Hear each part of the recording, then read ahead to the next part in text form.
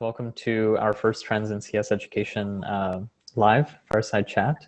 Today we're going to be talking about artificial intelligence and machine learning in education, specifically in K-12. Your hosts today are myself. I'm Sasha Farlamov. I'm one of the founders of Coding Rooms. I've been particularly interested in CS education ever since I took a BCSA in high school. And I've kind of been working on different projects for about the last 5-6 years. And Coding Rooms has kind of taken over my life, and it's an exciting project that I hope is reaching a lot of teachers and helping a lot of students who are taking computer science, especially during these challenging remote learning times. I'm also joined by Joe Mazzone. Joe, do you mind introducing yourself? Hi everyone, I'm Joe Mazzone, and I teach at Davies Career and Technical High School in Lincoln, Rhode Island, USA. And I'm very excited about CS education also, and the president of the Computer Science Teachers Association here in Rhode Island. And I just love CS and I love teaching, so I'm always involved in different things. Awesome, thanks Joe.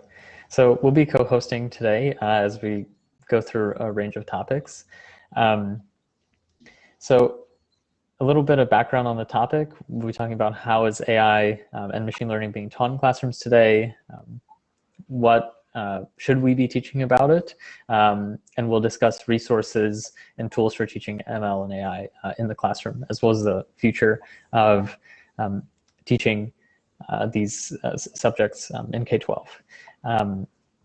Our speakers today are Dale Lane, software developer at IBM and creator of Machine Learning for Kids, which is a really awesome project that you should check out in case you haven't already seen it.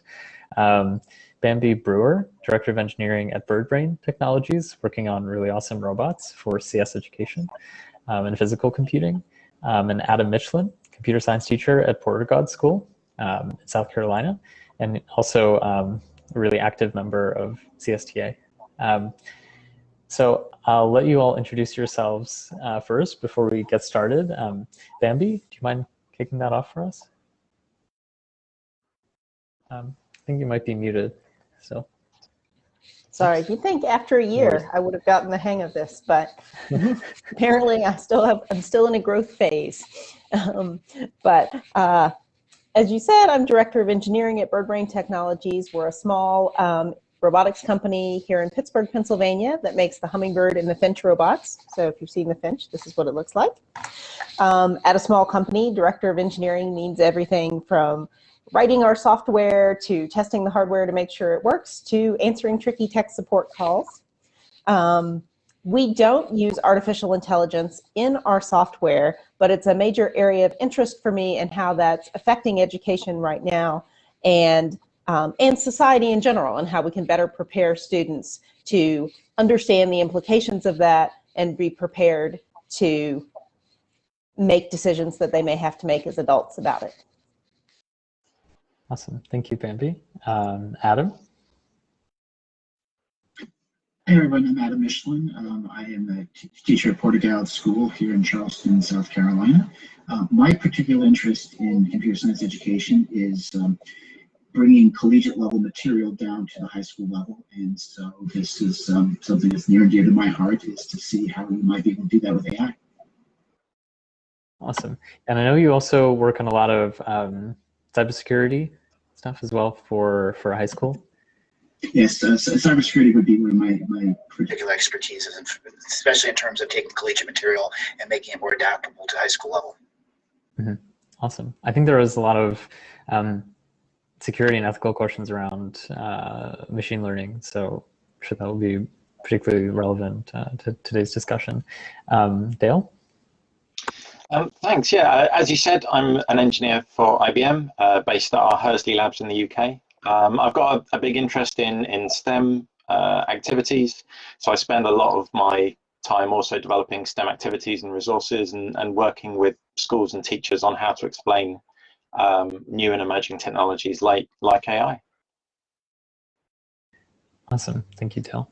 And I think Joe was showing a small screen share of the Machine Learning for Kids website. What's the domain name that people can find the project at? Machinelearningforkids.co.uk. The dumbest decision I made with the site was to make the domain name that long and hard for children to type in. I see. I think there's an interesting lesson involved with that. You should share a ML4K .co.uk short link. Yeah, I really should. Maybe. Awesome. Thank you all again for joining us. The first thing I want to just briefly go over to make sure that our discussion is kind of tied down to a couple solid definitions. So our AI and ML, while not entirely synonymous, are perhaps best thought of in a sort of concentric circles model, where you have AI as a really broad notion of enabling machines to have human-like thinking and decision-making, right? Whereas machine learning is a subcategory that is more focused around structured data and writing algorithms that can make predictions or decisions based off of this much more structured data sets. So we talk about more general AI. We can talk about general chatbots like Siri, or voice assistants like Siri, or Cortana, which I think may or may not be around still.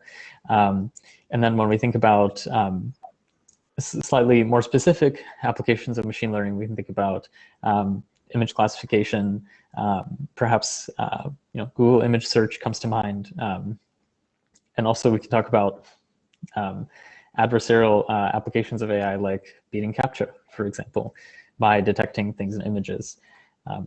These are both interesting areas where where people are applying machine learning towards a really broad category of problems. Some things that I hope can be persistent themes throughout the topic include keeping AI ethical, or what are the ethical challenges with applications of AI? What are the actual limitations of AI? What can or I should say, what's practical today as opposed to what's less practical? And that bound is always moving. Things like GPT from OpenAI, I think really make people question what the limitations of AI are. I know I personally read an article on Hacker News that was written by GPT-3 that people thought was written by a human. And I think that really really made me reconsider what the power of today's AI is at such a almost like commodity or consumer level. And then also, what are the building blocks for AI and ML that should be taught to students at different levels? So with that, let's get started with the first question of, do students need to learn about this at all? Maybe specifically in high school and K-12, what are the different opinions on that? Maybe we'll start with Dale. I mean, I guess I'm obviously biased because I've spent quite a lot of time developing resources to enable schools to teach this stuff. So I obviously think that, yes, students do need to know.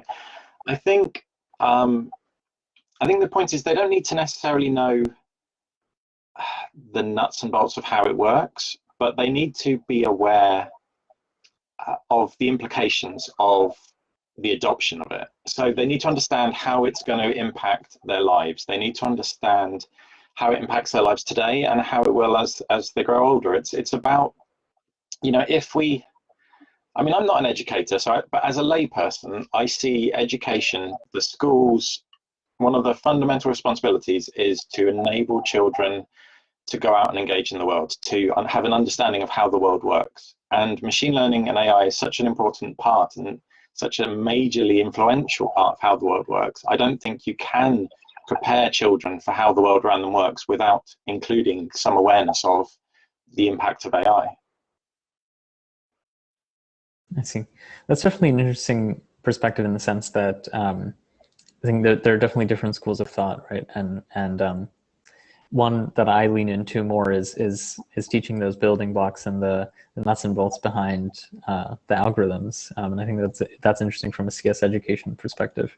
But then we do also have this discussion. Maybe I should broaden it a little bit. Is that we're not necessarily just talking about CS educators, but we're talking about K-12 in general, and maybe that's an even sort of broader topic to discuss. Bambi? Yeah, I definitely agree with Dale here, and I do have qualms about adding. There's already a huge number of things that people need to teach K to 12, and so I do have qualms about kind of throwing something else on that pile. But I think AI and machine learning do affect a lot of things in our world right now. Who gets a loan? Who gets a job? Who gets parole? Those are things that are going to affect all of our students, and there's not enough people in general who understand what's happening or why. And I kind of see how we got here. Humans make biased decisions, so I can see how it seemed better to have machines make some of those decisions. But I think there's not a lot of widespread understanding about how the machines are, that the fact that the machines are making those decisions doesn't make them unbiased. Like, a human wrote that algorithm. More importantly, perhaps a human decided what data that algorithm was going to get. And I think without having a basic understanding of that, that leaves kind of our students and our society in the future kind of at the mercy of what people decide to do. And I think from the broader perspective of not just CS education, but education in general, that history has certainly, if it's taught us anything, it's that you shouldn't let people, like, we need checks and balances. Like, if you let companies or anyone do whatever they want, you wind up with things like child labor and the Triangle Shirtwaist Factory fire. But if we are expecting our students to be able in 5 or 10 years to vote on these issues, to make decisions about policies, we certainly need kids who will go into CS will need to understand the ethical issues of AI. But I think it's also important that our future lawyers, our future doctors who will be using AI systems understand, like, what the limitations of those systems are, and have kind of a basic understanding of what they can and can't do. Definitely.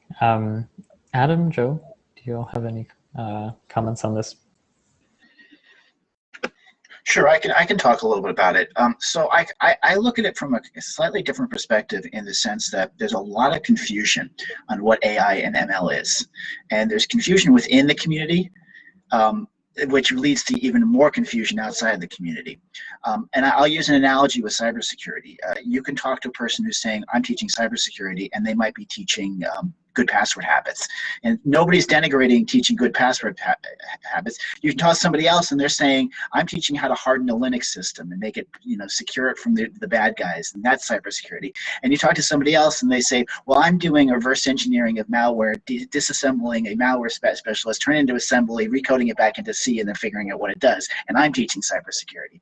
So I think we have that problem with AI and ML in particular, because what ends up happening is, there's a lot of things I think people need to know in AI and ML, which I think actually falls more under a digital citizenship badge than an AI ML. But what's happening is people are getting these great libraries, like the one I used for a while, OpenCV, which you plug it in and you start doing things and you're saying, yay, I'm teaching ML. The other one that I'm familiar with is you can actually get free credits in Azure and use their image classification software and say, ooh, I'm teaching ML and AI. And what they're doing is essentially teaching library calls. And it's not in any way to denigrate the library calls, but it's to say that that's part of digital citizenship education and not explicitly teaching kids AI and ML.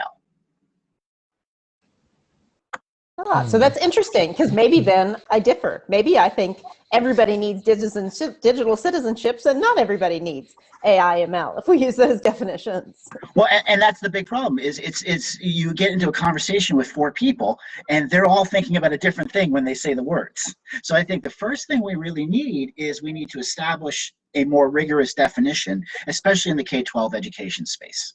because the fact that I'm teaching password doesn't necessarily mean that a good password doesn't mean I'm teaching cybersecurity. And that ship may have already sailed because we have all these terminologies that everybody's decided on.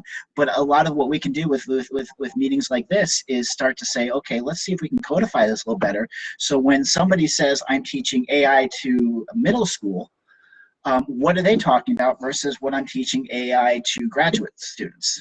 And actually, I will actually, if you don't mind, Dale, put you a little bit on the spot and ask you to talk a little bit about, because you're aiming at what age?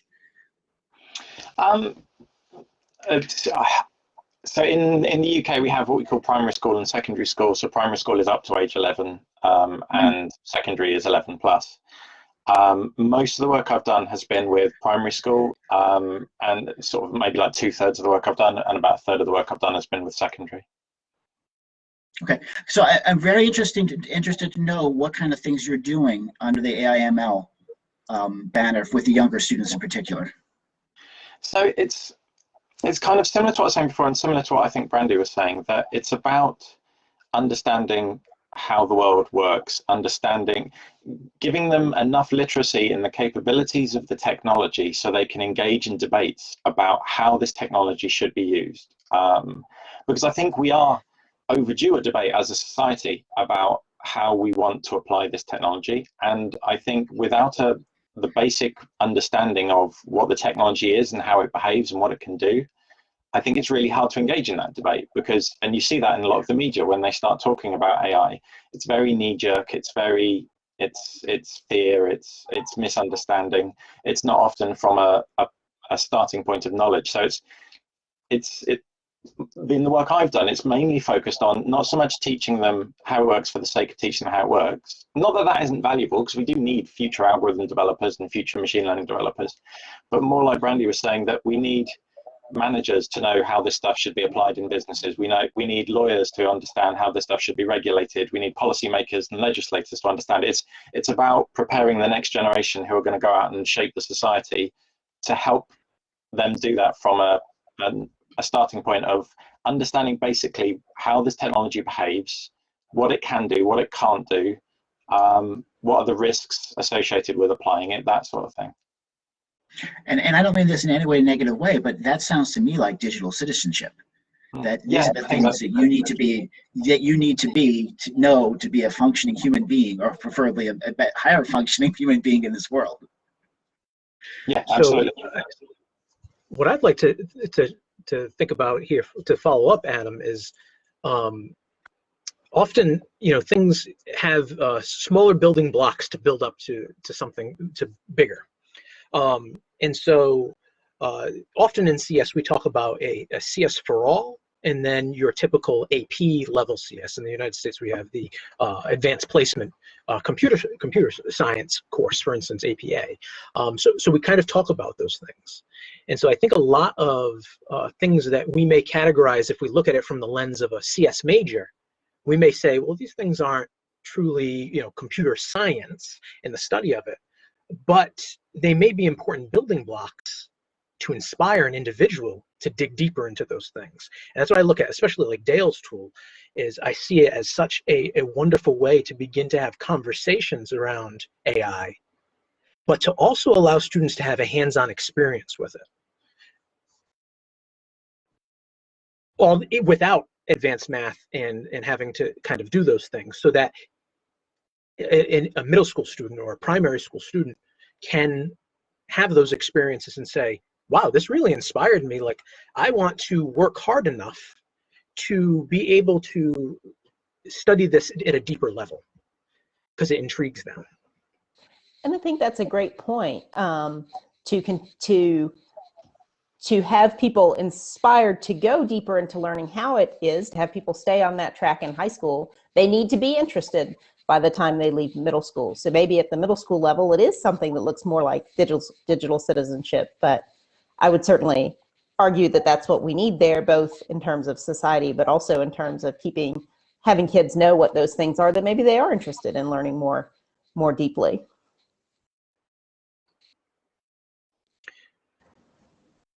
Should we have a AP ML course? I think that's sort of the next logical extension of this I think once we have some better participation numbers among diverse individuals for APCSA, we can start to think about that more. Adam, I'm curious as a high school teacher, what your thoughts are. Well, you know, we got rid of the APCSAB exam, which is essentially data structures. And I would argue that if we're talking about a collegiate level AI class, if you haven't taken data structures, it's a bad day. Because what I'm kind of wondering, and you know, I think, Dale, you have more experience than anybody in this, is that to what degree does the AI ML stuff get woven into the existing curriculum versus it is the curriculum? I mean, so my experience is largely shaped around what we do in the UK. So I'm not so sure about in the US. But I would say my general impression as an outsider on the education sector, and why I started the Machine Learning for Kids site and tools, was that it wasn't being covered enough, that there wasn't enough, that it was treated too much as an afterthought. Now that has improved hugely in the last few years, but it's still, in my opinion, not enough. I think there's still too much. Yeah, there's still too many preconceptions, and I don't feel that enough children have enough understanding of the technology today. So to come back to something with you, Adam, saying, you know, so many people have different definitions of them teaching AI, let's say.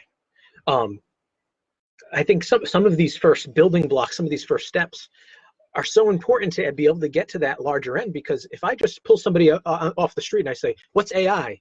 They may say the Terminator. And that's their only, their only framing of what AI is. So some of these first conversations are really important. So well, a lot of what go ahead. I didn't mean to interrupt. No, go ahead. So a lot of what I like to think about is that computer science education really starts in the 1960s. In the 1960s, Dartmouth was considered insane because they gave computer time, terminal time, with this crazy time-sharing thing to the undergraduates. Like, we don't give computers to undergraduates. So we're maybe 40 years old. Compare that to math. They're about 2,000 years ago. Compare that to physics. And I kind of have this imagination that back in like the late 1600s, there was a big fight about what calculus was and what math was and what algebra was. And everybody was saying, this is algebra, no, this is algebra, this is the calculus, no, this is the calculus. And that we're kind of in the beginning of that, and that's okay. I mean, I don't necessarily mean to say, when I say everybody has a different definition, that that's a bad thing. I'm saying that's why we have so much confusion, and that's why we have to work towards, even if that's a process of 100 years, towards really figuring out what is a K-12 computer science education. Where does it fit in? How do we physically put it into the classroom? How do we train the teachers? So I don't want to come across as saying, oh, woe is us, AI is confusing, we don't have the definition. I just want to say that that's kind of a natural process of developing a K-12 curriculum. Absolutely, I agree with you 100%. I think a cool thing is, think back 20 years ago, and can you imagine, did you think that we would be doing as much as we are in the primary school younger grades as we're doing now when it comes to CS education? I mean, it's amazing some of the schools, the things that they're doing, and how some of these young people are really, really inspired and intrigued by CS. And hopefully it produces the results we're expecting, where we have a lot more diverse students kind of studying CS. So to kind of jump into our next conversation, we started to talk about this, but to just dig deeper into it specifically, this is AI for K-12, which is an organization that's trying to develop guidelines for the things that need to be covered specifically when thinking about AI in the school systems and curriculum. So we have they have 5 categories: perception, computers perceive the world using sensors; representation and reasoning, agents maintain representations of the world and use them for reasoning; learning, computers can learn from data; intelligent agents, and then 4, natural interaction. Intelligent agents require many kinds of knowledge to interact naturally with humans. And then 5, the social impact, which I think we've already started to talk about a lot. AI can impact society both positive and negative ways.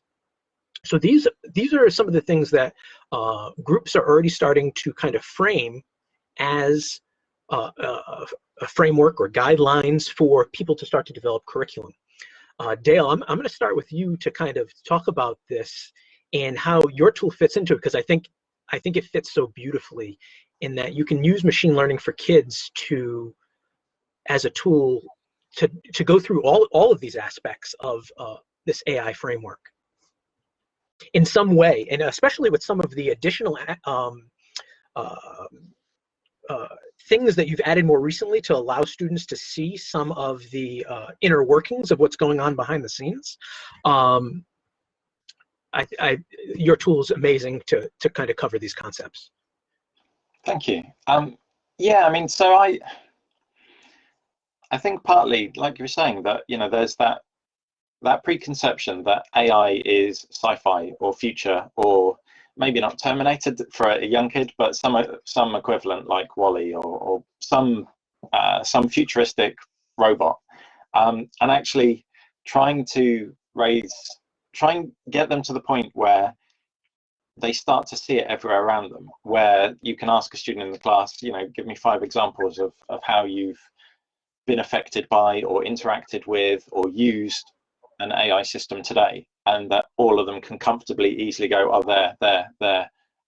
Like that's kind of the goals for me personally, more so than and it's tricky.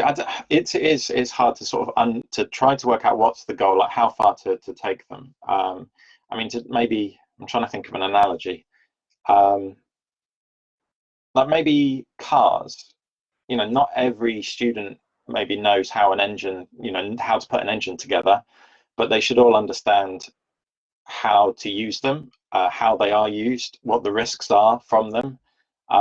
It's that kind of thing. So I think understanding the different ways AI is applied, and I think these sort of 5 areas are a nice way of structuring it, and it makes it's a really nice way of thinking about it. The different ways the technology is used and the different ways it impacts us. Yeah, it helps start to break it down a bit.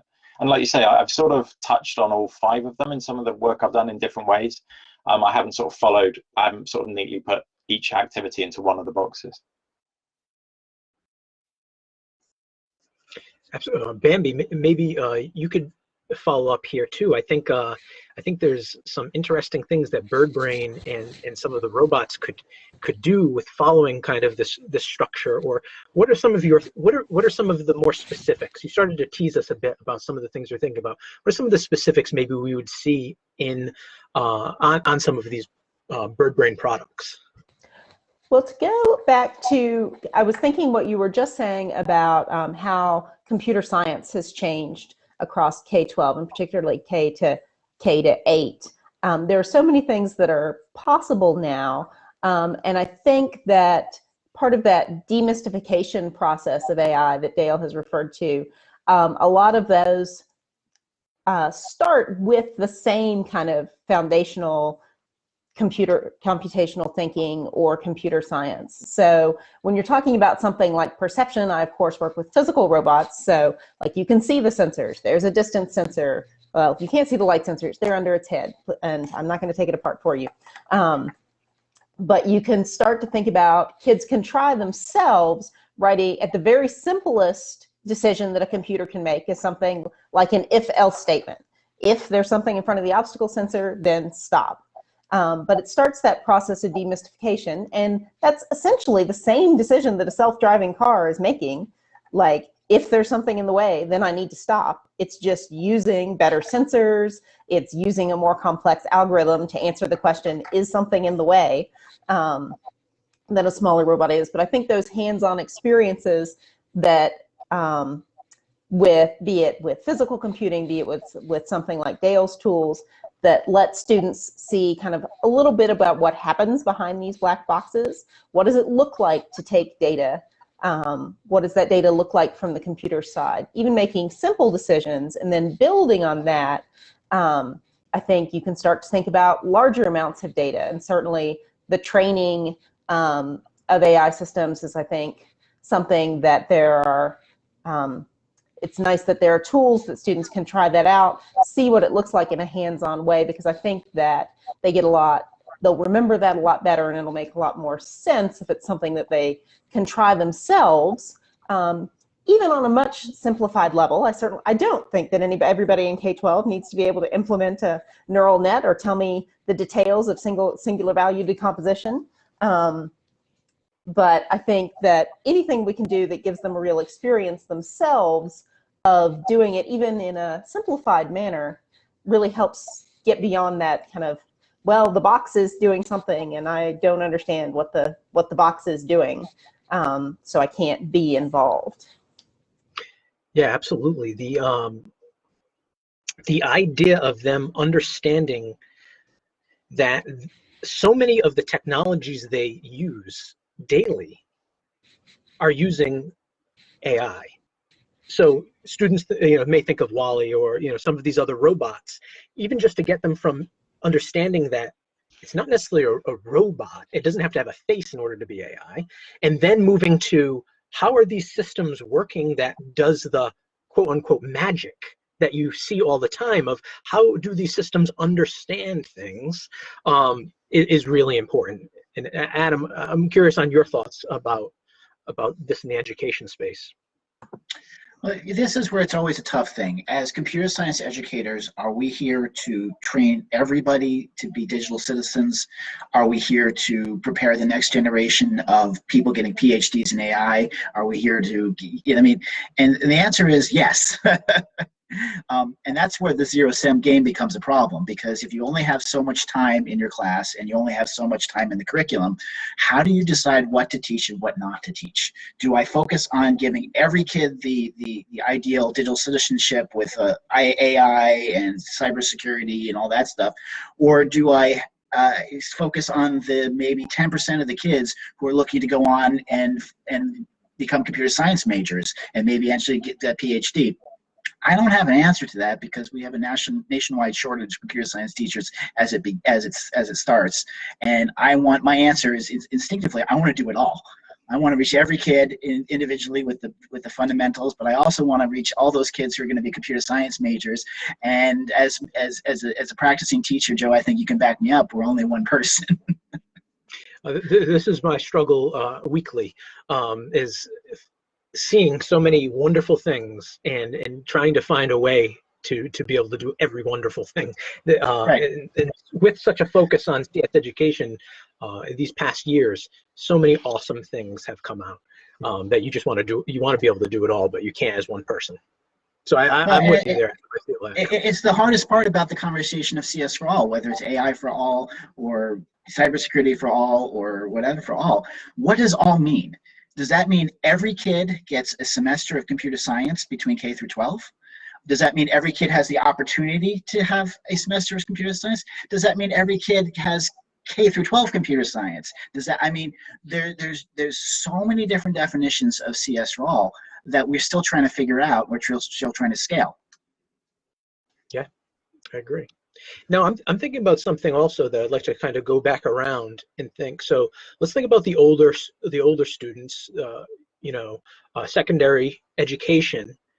And even though, we're very much glancing over some of these things as just toys and tools maybe, and they're not digging deeper into the algorithms of it.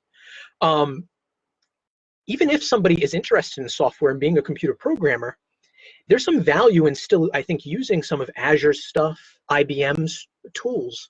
So even from just a software engineering perspective, do you think that it's still valuable to cover some of these things without even digging deep for some of these students? I don't know if anyone wants to start with that.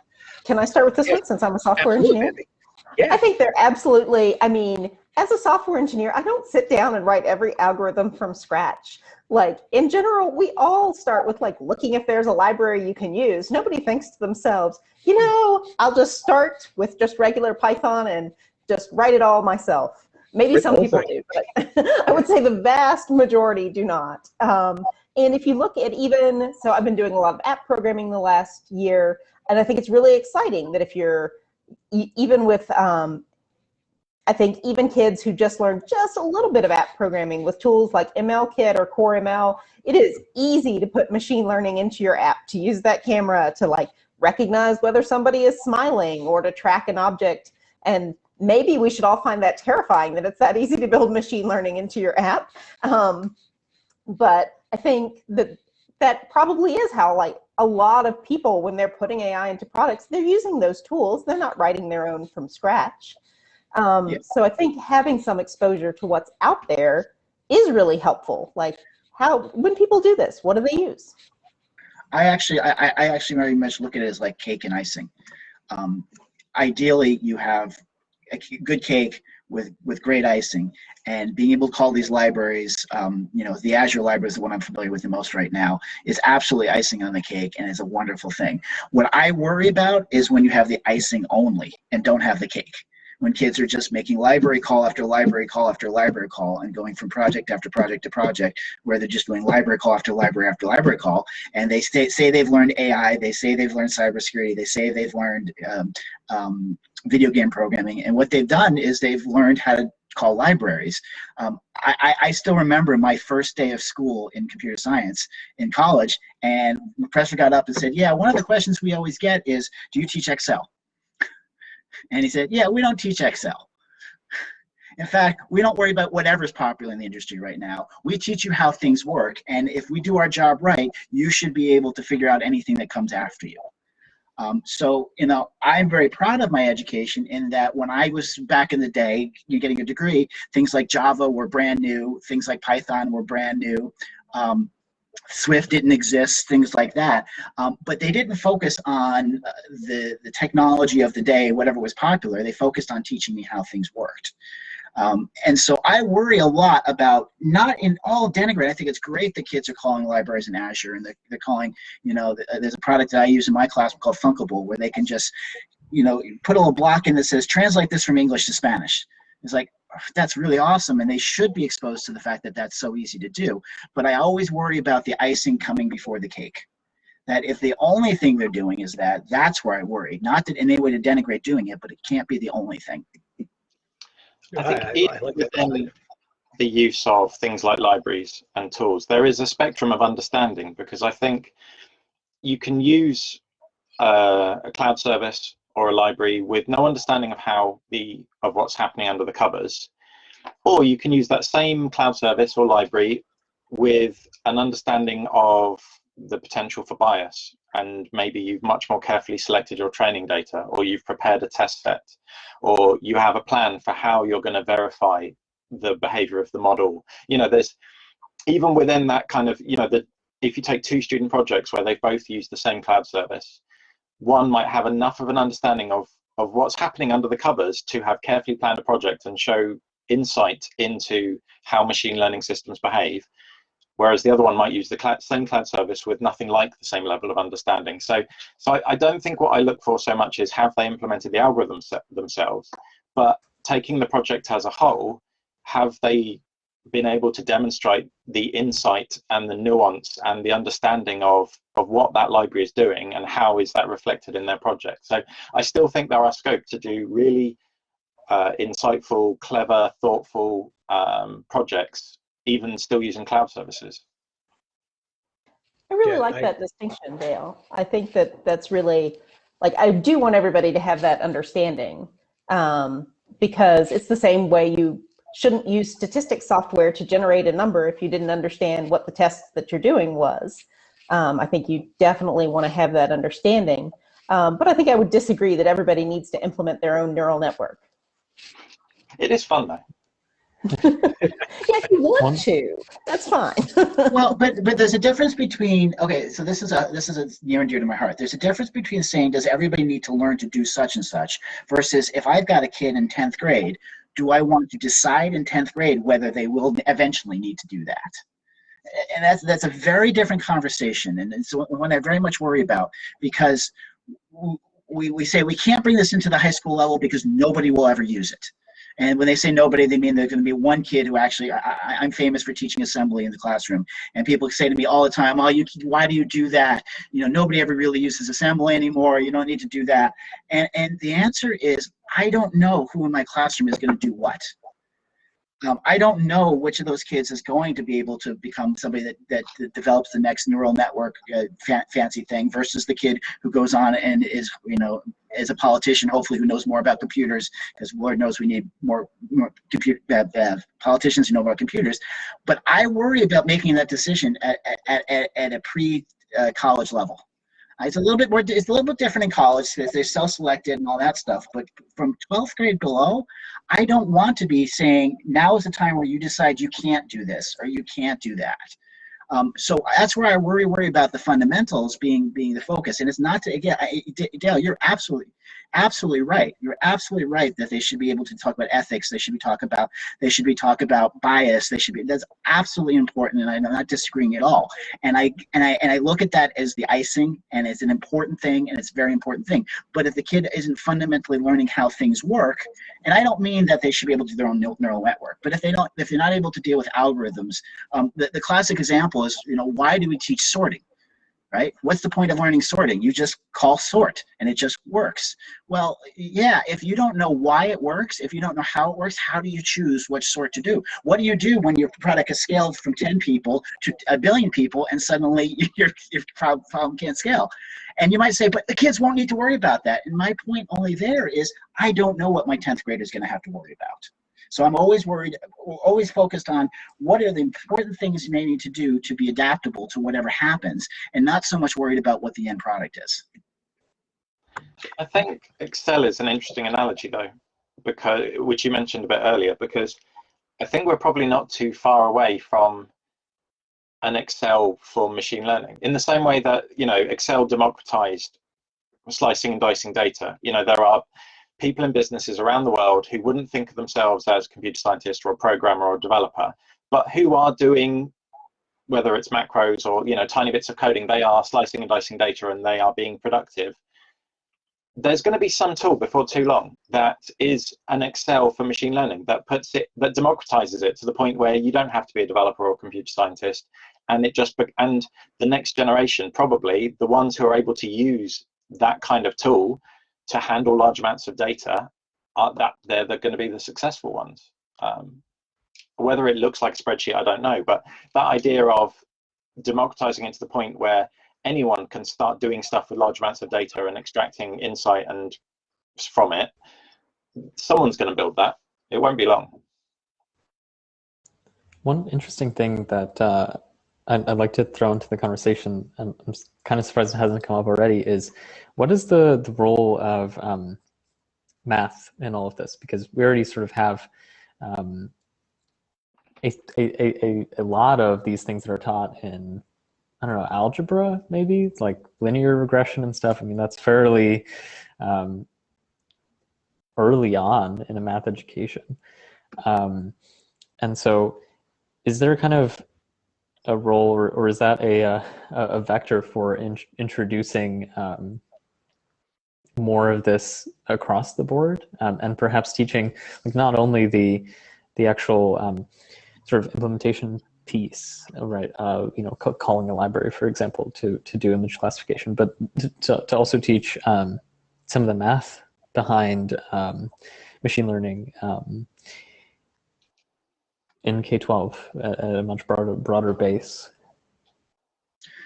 I can't necessarily speak as much to AI as I can speak to data science, but I'm increasingly convinced that data science needs to be in the statistics classroom more so than in the computer science classroom. What are the hurdles? I mean, I have a few in mind, but interesting to hear from you, Adam, maybe Joe as well. Well, I'll tell you the biggest hurdle I face. It's called AP. So I have a wonderful statistics teacher, and she's absolutely amazing, and we work together all the time. And I suggest, what do you think about data science? She said, I can't fit it in. You know, and then I look at her curriculum, and as somebody who's taught APCSA, you know what it's like. You know, you would love to teach this, you would love to teach that. Nobody is saying it's a bad thing, but it's not on the AP curriculum. So statistics tends to be an AP class, and so you just have this same problem we all have, which is a zero-sum game. Anytime you add something new, you have to take something away. Yeah, so we're beginning to have some conversations at my school about how we can have a more project-based math curriculum, and CS is certainly a big part of that. And I think that's really important, because when we talk about numbers and statistics and large amounts of data, CS really makes it come to life. And I think students, even though they may not study CS later on, may find math more enjoyable by doing some very small programming to kind of see those things come to life a little bit more and just make it a more engaging experience. I'm biased there also, but I do think that most students will enjoy that, especially because they're having some of these experiences at a much younger age now. Most of the students that I get now at the high school level have at least been introduced to Scratch and understand what a variable is, and have some basic understanding of programming that I can leverage. And so now we can start to leverage those ideas in a math classroom to make it a little more engaging. I have a quick question, Joe, that I wonder that, and it's only tangentially related to the main topic here, but does that make them easier or harder to teach when you get students like that in an APCS classroom? You're absolutely, and some days I would say it makes it easier, and other days it makes it harder. In some respect, sometimes it's harder because they feel like they know more than they know. So, you know, it really depends on the personality of the student, but it also does make it easier. I do feel like I can leverage a lot of their past experiences to introduce concepts, even if it's just from the way that I'm teaching it. So largely it does make it easier. What makes it difficult for me is I get students from many different schools, being a regional school that accepts students from a larger area. So I have a very varied group of students. So that does make it more difficult compared to a normal pipeline of every single student in my classroom comes from the same middle school, let's say. And that's a lot of the problems the math teachers face. As much as it's nice to say we know what Algebra 1 is, we know what Algebra 2 is, we know what geometry is, they're also under explicit requirements to prepare the kids for the next class. So if they decide to go off on a tangent, pun intended, and teach a little bit of coding or AI or ML or data science, and they don't get to that unit on blah, blah, blah, they hear from it from their supervisor pretty quickly.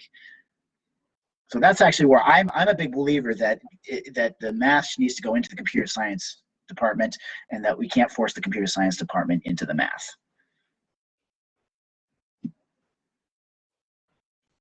And from an industry perspective, you know, I've spent time recruiting university age students and trying to assemble teams to do these kinds of projects in industry. And actually, we do need algorithms developers, absolutely, but that's not the hardest bit to fill normally when you're building a team. It is data scientists and the people who can do the data cleansing, people who can prepare a large amount of data and can handle data at scale, data munging, data cleansing, data prep. Those are the really hard roles to fill, really, at the moment. And partly it comes back to what you were saying about understanding like sorting at scale. If people don't know the fundamentals, like for the really interesting machine learning projects, the being able to prepare the training data is as significant, if not more so, than how smart the algorithm is. Like a project will succeed or fail based on the data you can get ready for it, not necessarily on the subtle nuances in the algorithm.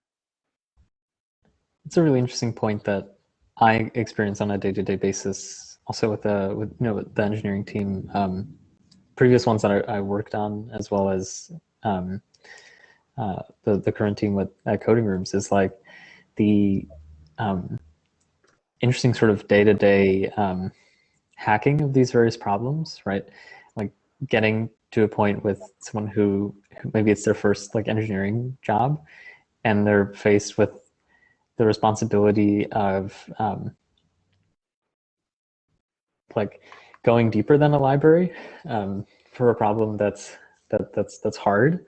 And that this I don't know, it's somewhat hard to articulate, but the notion that I think some folks unfortunately have is like they're kind of stuck at a certain level of abstraction, and they're really scared to leave that. There's a big fight on Twitter right now about whether colleges should be teaching JavaScript or not. And there are people on one side saying you're absolute horrible human beings if you don't teach JavaScript. Everybody should know JavaScript. In fact, it should be all JavaScript because that's all I write in my job now. And then there's the other side that says, well, you know, our job isn't to teach JavaScript programmers. Our job is to teach people who know how to learn JavaScript. And I actually find this amusing, since one of my interests is in computer history. You had the exact same fight in the 80s and the 70s. Colleges were complaining that they weren't teaching COBOL. Right? We get these computer science majors, they know this and this and this and this, and they don't know how to program in COBOL. Well, if you've got a computer science major in the 70s or 80s and you can't figure out COBOL, we've got bigger problems. But my point is that we run into this idea that whatever is popular now is what we should be teaching. And I know AI and ML is really popular right now for all the right reasons. And I'm not in no way to say we shouldn't teach it. I'm just saying we have to keep this in context, that what is necessarily the most popular thing is not necessarily what should be going on in the classroom. I think that you can also extend that to day-to-day software engineering. I think there's a couple, and there's this also, and Dale, I'm sure like you're very well familiar with this, and Bambi as well. Like there's this chasing of trends. I mean, if you open up Hacker News Daily, which is something that I do, and you kind of like read about all the latest trending stuff, and you look at something like NPM, which is the global package repository for JavaScript, and you see this insane proliferation of libraries and tools, and this sort of cargo cult of people who only know how to kind of smash together different libraries, and are kind of obsessed with this web framework trend chasing stuff. It's like really hard. Not only is it really hard to teach to a trend because it's sort of by nature ephemeral, right? Then it's equally challenging to understand what is a trend and what isn't. And you're kind of at the expense of not teaching to a trend. Do you end up missing something that's more than a trend, and perhaps a sort of paradigm shift in how computing will look in the next decade or so? I mean, I hesitate to say more than a decade, but I think, you know, that's definitely a hard that's what makes our subject so much more difficult to teach than, say, math. Because even if you forget about the fact that math teachers have had 2,000 years to figure it out, you can basically look at the math they're teaching today and the math they're teaching in 1890, and it's pretty much going to be something we recognize. Think about the computer science we teach today and the computer science we would have taught in 1890. And that's the problem. And that's one of the arguments the colleges always make. Even if we were teaching to that, even if we're teaching the latest JavaScript library or this or that, it changes next week. And how are we preparing our students if we're teaching them this? Then the industry turns around and say, why do they know this JavaScript library from 5 years ago instead of this JavaScript library that came out a week ago? So it's a real tough situation, and you know, I don't necessarily have a solution as much as to say that if we focus on how things fundamentally work, and we develop students who can adapt to whatever the medium may be, that generally is a more successful prospect, particularly in computer science, than necessarily teaching them the superficial of this, and this. But with that said, I don't want to argue that ethics and understanding data and anything are superficial. I mean, those are absolutely important things that we should be teaching. So I would say this: is AI just a trend? I think it's been around for a long time.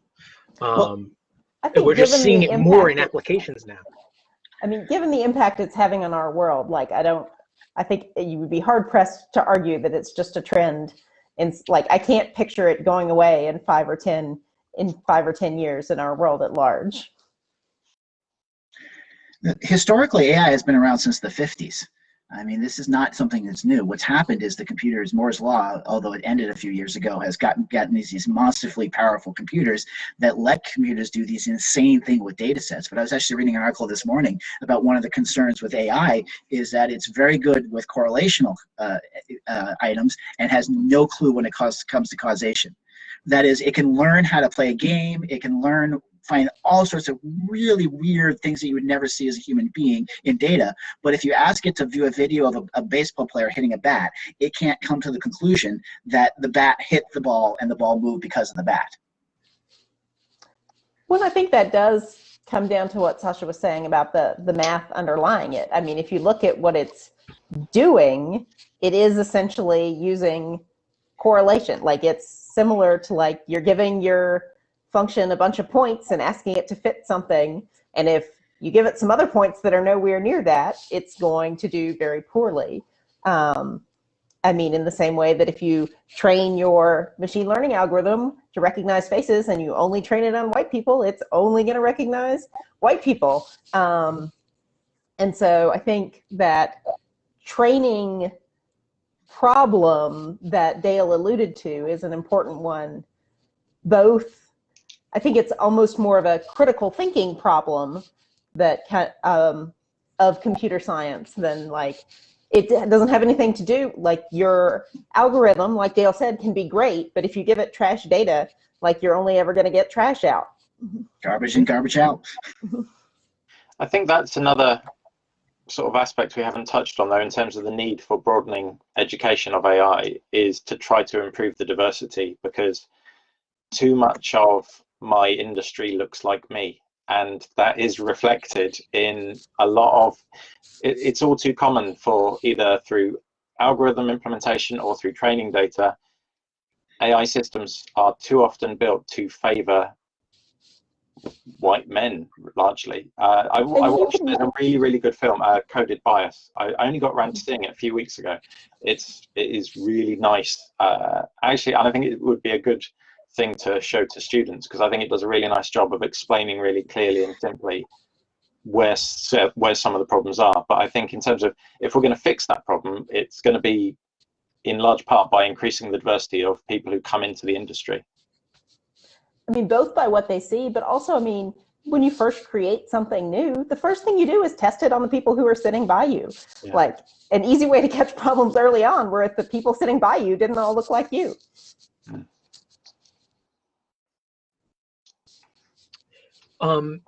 So one last question we can just touch on is, what do you think is going to be different 5-10 years from now in this space? Our conversation is really interesting today. So will our conversation be very similar?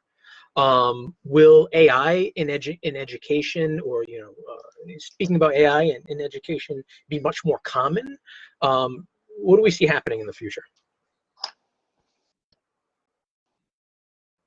Dale, do you have any plans? Do you have a long term goal?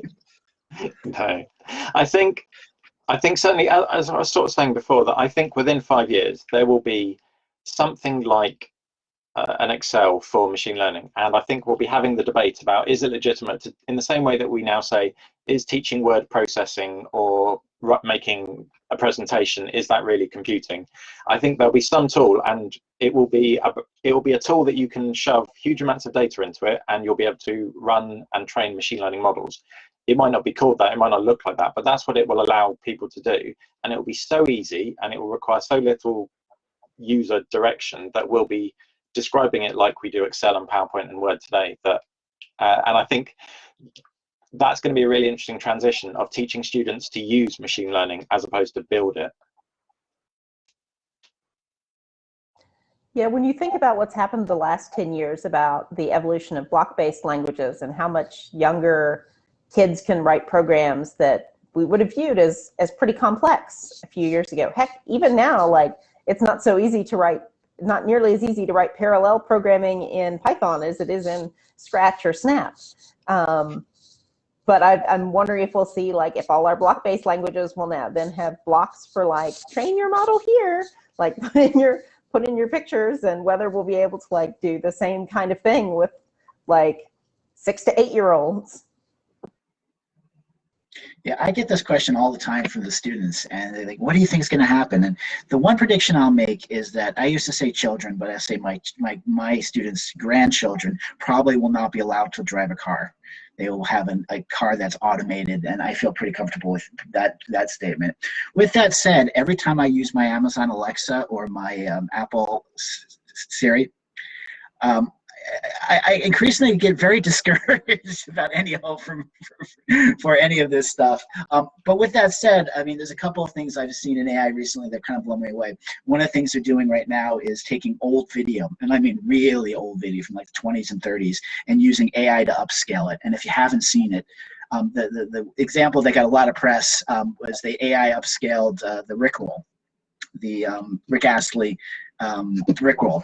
And it's creepy on so many different levels, but it's also absolutely amazing when you see video that would be from the late 1800s or a picture from the 1800s, and they've modernized it. I'm also a musician. One of the things that's going around is AI enhanced versions of famous composers. And you like see how what you think J.S. Bach probably 98% look like, and that blows my mind. So, you know, on one hand, I have Alexa that can't figure out what I want to listen to in music. On the other hand, I'm getting to see what J.S. Bach probably really legitimately look like. I don't know which way it's going to go. It will certainly be interesting. There's an interesting quote from Peter Thiel. They promised us flying cars, but all we got was 180 characters, and probably we'll end up somewhere in between, I guess. But one thing I'm really excited about, and being kind of on the front lines of, you know, the next phase of CS education, as we all are, specifically in the US, is seeing integration of computer science topics outside of CS. Like, I think that that's something that's really could be really game changing for the diversity thing. Instead, and also not only for diversity, but also not diversity sort of in the classical sense, but also in the a sort of thought and idea, in the sense that the things that students will actually come up with and do with computing will be much more diverse. Is that having computer science and Python, for example, or even just plain old spreadsheets as like as seen as a tool for getting your math homework done, or for building your next art project even. I think that's like that for me is a much more exciting vision of the future of CS education than just having more people take APCSA.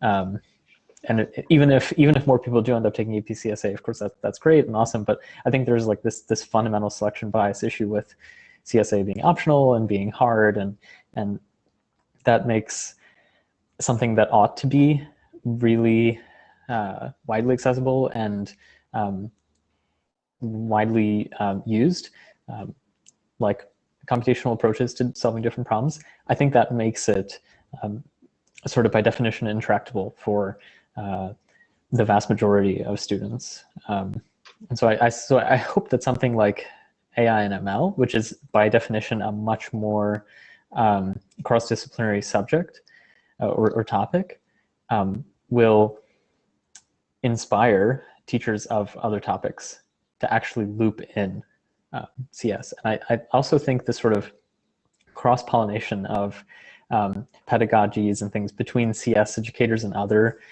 subject teachers, which right now, to my understanding, is not as high as it could be, could also be increased. And then that would lift sort of lift the general level of education, I think, across the board. So I hope we can continue to make progress in that direction. On that note, the one question we have to kind of end this is, how do we teach non-STEM students AI and ML? So someone put that in the chat there. So that was exactly what Sasha was talking about. I don't know if anybody else has things to say about that to kind of close our conversation. As you mentioned at the start, you know, a lot of my goals in the resources that I've worked on have been to try and introduce concepts through hands-on experiences. I mean, certainly that's how I learn. The penny drops for me when I can build it for myself, make it for myself, rather than it being an abstract theoretical thing. That's my go-to approach. And I think AI and ML, because there's so many different types of data out there, does have a lot of great hooks, because you can start from what maybe they're interested in. Like I saw a fascinating study. Somebody went back, they were a historian and they specialized in like mathematical statistics, went back and ran all like the Civil War records to figure out like that our numbers on how many people actually died weren't very good. Like they were about like, I think 100,000 people short. So it was really fascinating to me, like applying that type of method to data that's so different. And I think there's a lot of possibilities like that in AI and machine learning, where you can kind of start ideally from like what problems motivate those students and go from there. And I would say, if you haven't seen it, there's a wonderful web thing called the MIT Moral Machine, which is a wonderful way to introduce the morality of AI in any classroom of almost any age. I would probably not do less than 6th grade, but it actually asks the kids under various circumstances whether it's the old trolley problem. Do you move the trolley here and save these people, or do you move the trolley there and save those people? And then they go through lots of different iterations. And then at the end, the software actually says, here were your biases, and here's things you maybe didn't think about, which is a great way to introduce it to computer science classroom, or really any other classroom. One other point I want to mention is I myself tried learning computer science through textbooks. That wasn't super successful, but I ended up with Arduino, and that was the thing that got me excited about computing.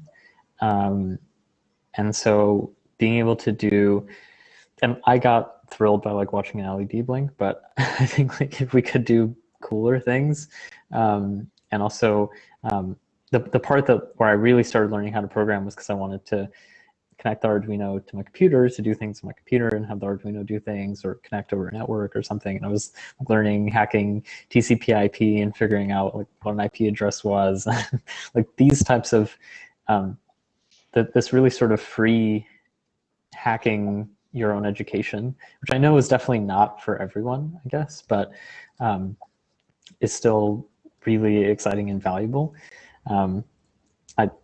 I would hope that there are more forums for such activities in K-12 in a really self-guided way. And I think robots that don't get fried if you plug something in the wrong way are probably really good avenues for things like that, and connecting them to all these different topics is really exciting. Also, if there are any other questions, please feel free to drop them in the chat. We can help discuss them. So my educational philosophy and how I teach is very much in the way of what you just talked about, Sasha, and what Dale talked about, is hands-on all the time. And I think that most people, I've taught quite a number of students at this point, and yes, do I get the student that is incredibly interested in the theory of everything and just likes to think big and dig deep into that? Yeah, I occasionally get those, but for the most people want to see something happen. They want to feel and use and be able to have connections with what they're learning in a much more meaningful way. And so that's where sometimes those library calls we've talked about and stuff, they help start conversations and allow people to have a hands-on connection with something that really bridges the theory and the bigger ideas in a much more meaningful way. Yeah, and I want to add that the experience you have with the LED is completely natural and normal. And to this day, when I do a new robot thing or a new programming thing or put language, I still remember the first time I ever ran a program. And the difference that I always try to instill in my students is the difference between being the person who reacts to the computer and the person who controls the computer. And just that one LED is you controlling the computer, and that's a totally awesome thing. Yes, Sasha, everybody has that same reaction. I've worked closely with the Raspberry Pi Foundation, and they have this GIF, or GIF, depending on how you want to say it, of this gentleman in one of the teacher trainings, and there's this teacher just fist pumping after he got the first LED, just the very first thing they did in the training, and he just went nuts over it. And that's how most people feel. If you've never had that experience to program something in the physical world to do anything, an LED light up or something like that, it's magical once it happens. And I think for kids in 2021, it's even more magical because they've grown up using these devices that they didn't have control over. And to suddenly have that control is an amazing feeling. And yet, and they're so surprised sometimes. Of course, I'm incredibly fortunate that I get to see this happen fairly often since I work with the robots. But the first time they see like the robot's nose light up or something, they're like, "Oh, I didn't know that was going to happen." One interesting thing that also, just as sort of parting words here, is I definitely for the longest time didn't realize that libraries and Arduino and all these things were just built by other people who also make mistakes, and who also just kind of put stuff together, maybe more deliberately than I was at the time. But those things are also hackable, and like if you don't know what a library does, like the idea that not only can you go read the docs, but you can also just, for most of these things, go and pull up the source code. I don't know why I didn't make that connection earlier, but the more that can be like shown or explained to students, I think could be really valuable, because that for me was kind of the trigger for like really taking that next deeper plunge, where if I didn't understand something, well, it's kind of all up to me to figure out how to understand it. So the level of student I teach, that's like the main thing I focus on whenever we use that. And I would probably say it to a crazy degree every time we use some kind of module to I say, somebody else built this, and so we're going to import it, we're going to use it. Like I always just say, somebody else built this. I think to make sure students understand that. Maybe it was from early on teaching, and a student had a conversation with me and was just like, what is this? What are these things we're magically using? And I said, wow, I need to make sure that I cover that. Yeah, I look at it as a dual-edged thing, is that you have to have some libraries. Otherwise, I mean, trying to write a video game without libraries is just crazy. Nobody does it. The industry people don't even do it, except the really crazy ones. At the same time, we have that on one hand. On the other hand, we also have this, how do you build a library? How do you build your own library? Now, the library the kid built is not going to be a Unity or any of those other fancy video game library, but they might be able to build a small library and start to understand, and then you slowly, as they get better and better, start to make an intersection between the two. Mm-hmm. One of the best tech support calls I ever had, I was talking to a teacher and I had to be like, okay, so now we're going to open up the BirdBrain Python library and comment out this line. I was like, what? We're going to do what? It's like, it's fine. I've done it before. but even as a teacher, and he was just getting started in Python, the idea that we were going to open up the library and modify it was just So BirdBrain provides all the libraries in Python? We do have libraries for all the robots in Python. Yeah, those are open source. We usually provide, we provide functions that essentially run the Bluetooth commands for you. I mean, you're welcome to handle the Bluetooth protocol on your own if you feel like it. Please don't let me stop you. But most people would prefer there to be a library that says something like set beak. That's really cool. Absolutely. Yeah, so One cool thing to talk about for, with Bambi and the BirdBrain products, and then Dale also, is both of their products support multiple languages. I think that's a really cool thing about BirdBrain versus other companies, is BirdBrain really tries to support a wide range of languages. It makes the tech support exciting, let me tell you. If I don't know what language you're using when you call. I think it makes it interesting for Dale, which Dale Machine Learning for Kids started with just Scratch, and then extended to Python, and then actually one of my students and I added a headache to Dale and added MIT App Inventor support. Supporting more things allows for more accessibility and for more teachers to use the product in their classroom, for sure. But yeah, the tech support side, I can only imagine.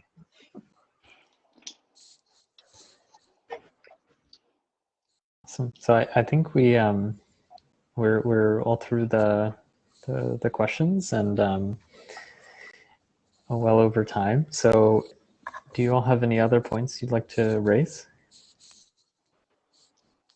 Okay. Okay. Thank you all so much for joining this live event. I hope that it was exciting for everyone who joined live and who's watching the recording. Hope you took something away from it. And thank you so much, Joe, Bambi, Dale, Adam, for joining us today. And I look forward to having many more of these conversations in the future. Thank you all. And we'll go ahead and take the event off live now. Thank you, guys. Bye.